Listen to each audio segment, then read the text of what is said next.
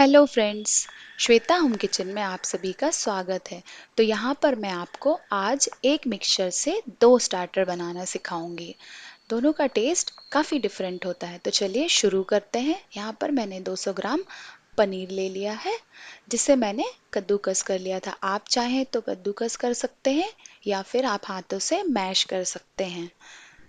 इसके बाद मैंने इसमें 1/3 कप प्याज बारीक कटी हुई, एक आधा कप गाजर जिसे मैंने ग्रेट कर लिया था। इसके बाद आधा कप शिमला मिर्च जिसे मैंने बारीक काट लिया है।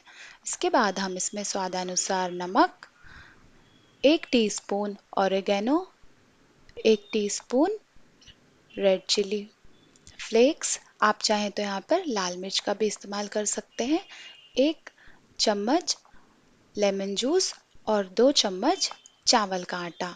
इन सभी को हम अच्छे से मिक्स कर लेंगे और हाथों की मदद से एक सॉफ्ट आटे जैसा डो बना लेंगे। तो यहाँ पर पनीर में कितना पानी है इसके अकॉर्डिंग हमें चावल का आटा लेना है। यदि आपको ये मिक्सचर बहुत ज़्यादा सॉफ्ट लग रहा है तो आप इसमें थोड़ा सा चावल का आटा और मिला सकते हैं। इसके बाद हमें यहाँ पर पनीर के ऐसे बॉल्स बना लेना है। तो यहाँ पर देखिए मैं बॉल्स बना रही हूँ, आपको भी इसी तरह से एक छोटे नींबू के आकार की बॉल्स बना लेना है। वैसे तो ये बॉल्स इजीली बन जाती हैं, लेकिन यदि आपको कोई प्रॉब्लम हो रही है तो आप हाथों में तेल लगा सकते हैं। हमारी सारी बॉल्स बनकर तैयार हैं। अब इसमें मैं आधा चम्मच चावल का आटा डालकर इन्हें ऐसे मिक्स कर लूँगी, मतलब हमारा चावल का आटा अच्छे से कोट हो जाना चाहिए। और अब यहाँ पर तेल मैंने गरम कर लिया था। हाई फ्लेम पर हमें थोड़े से बॉल्स को डालकर डीप फ्राई कर लेना है। हमने बॉल्स डाल ली है। इसके बाद हमें यह ध्यान रखना है कि हमें फ्लेम को मीडियम कर लेना है। हमें मीडियम टू हाई फ्लेम पर ही इन्हें डीप फ्राई करना है। आपको यहाँ पर एक चीज़ ध्यान रखनी है कि यदि हमारी फ्लेम पूरे समय हाई रहेगी तो ये बाहर से गोल्डन हो जाएंगे लेकिन अंदर से ये कच्चे रह जाएंगे। तो हमें इन्हें मीडियम से हाई फ्लेम पर ही डीप फ्राई करना है। 1 से 2 मिनट में ये हो जाती हैं। तो हमारी बॉल सारी बनकर तैयार है। चलिए हम इन्हें सर्व कर लेते हैं। तो यहाँ पर मैंने टोमेटो केचप ले लिया है और उसके साथ मैं यहाँ पर बॉल्स को सर्व कर लूँगी।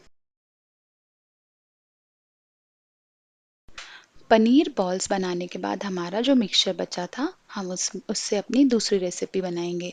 तो यहाँ पर मैंने एक उबला आलू ले लिया है जिसे मैंने ग्रेट कर कर इसमें मिक्स कर लिया है। थोड़ा सा हरा धनिया, स्वादानुसार नमक, चाट मसाला और लाल मिर्च पाउडर एक एक चम्मच इसमें डाल लेंगे।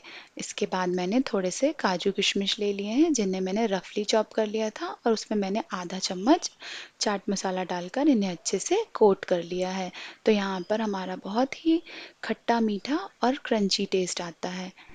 इसके बाद जो हमारा पुराना मिक्सचर था हमने उसमें सारे मसाले डाल लिए हैं। इसके बाद हम उसे अच्छे से मिक्स कर लेंगे। यदि यहाँ पे आपको मिक्सचर थोड़ा गीला लग रहा है तो आप उसमें आधा चम्मच या फिर 1/4 चम्मच चावल का आटा डाल सकते हैं।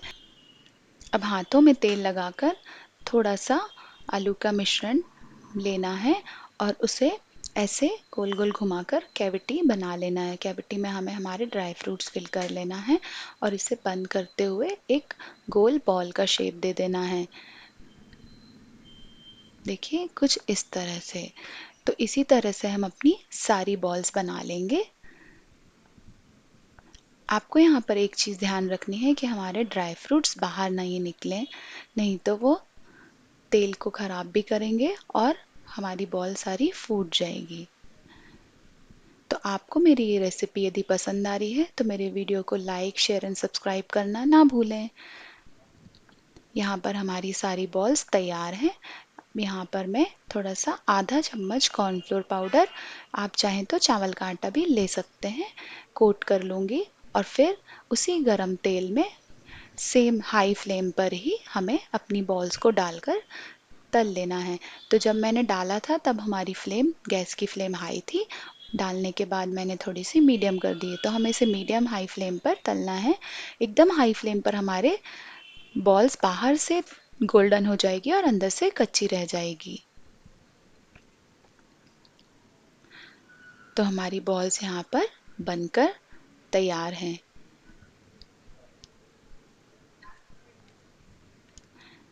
तो चलिए इन्हें हम सर्व कर लेते हैं।